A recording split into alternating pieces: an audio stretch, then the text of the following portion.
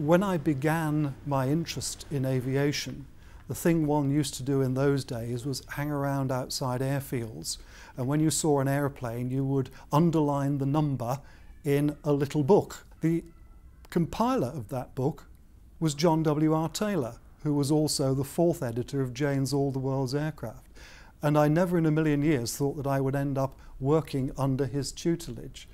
We like to think it's the premier aviation technical reference for the entire world and has been for the last 100 years. We cover in it all aircraft that are either in production or anticipating production anywhere in the world, both large airliners down to small microlights, to helicopters and even to blimps and airships. The book has been edited by only 6 people in the past 100 years, the first of which of course was our founder, Fred Jane.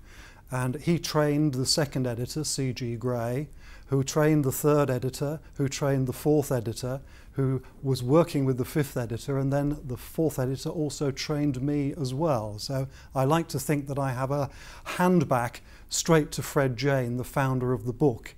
All the World's Aircraft owes a lot to Jane's first reference book, which was what we now call Jane's Fighting Ships. And at the time that Jane started this book, there were several other references for ships. The trouble was that they were rather chaotic, and Fred Jane brought order to this, and he laid out a standard framework upon which each ship description was laid. And what happened was that when anybody was looking for a ship or wanted to compare a ship, the way that Jane had organised the book meant that they were rapidly able to find what they wanted, but also quickly able to compare that ship with another similar ship and work out which were the strengths and weaknesses.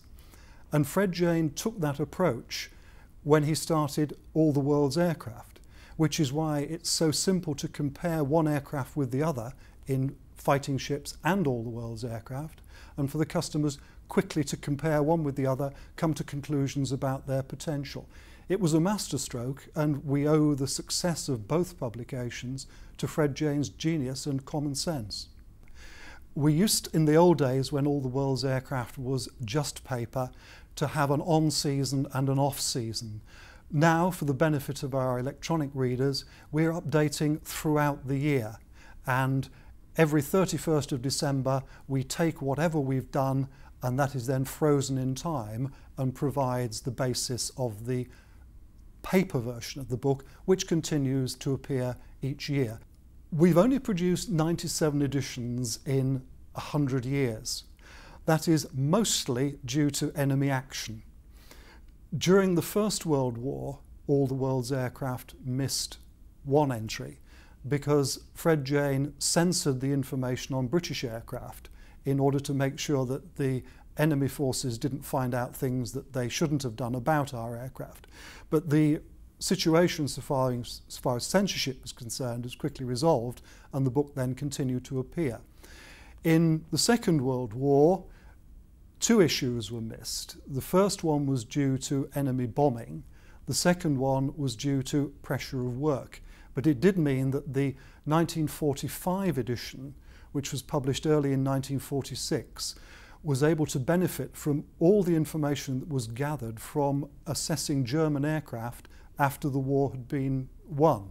So we did get in that book a fantastic amount of information, and it's a wonderful summary of what was then known about the combatant air forces of World War II. Interestingly enough, so far as the future is concerned, before he started Fighting Ships and All the World's Aircraft, Fred Jane was an author of science fiction, and he made some pretty accurate prophecies about what would happen in the future. Unfortunately, I don't share his genius, so what is going to happen in the next 100 years so far as aircraft technology is concerned is difficult to say. If you look at what's happened in the past 100 years, things are almost now what would have been unimaginable 100 years ago. All we can say is that there is a reason why Jane's All the World's Aircraft should be around in 100 years' time, and it will continue to reflect what is happening and make prophecies into the future throughout all that period of time. We're well established now, and there's no reason why all the world's aircraft can't continue. There's a definite need for it.